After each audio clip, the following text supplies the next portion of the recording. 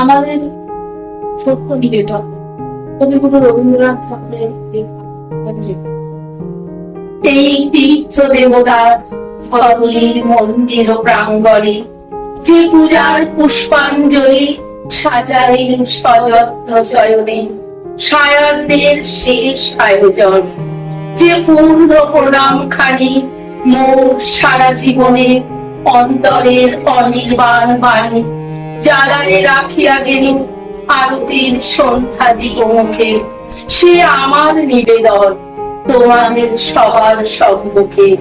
হে মোর অতিথি যত, তোমরা এসেছ এ জীবনে, কেহ প্রাতে কেহ রাতে বসন্তে শ্রাবণ পরিসরে, কারো হাতে বীণা ছিল, কেহ বা কম্পিত দীপশিখা এনেছিলে মোর ঘরে, দ্বার খুলে দুরন্ত ঝটিকা বারবার এনেছ প্রাঙ্গণে, যখন গিয়েছ চলে দেবতার পদচিহ্ন রেখে গেছো মোর গৃহতরে।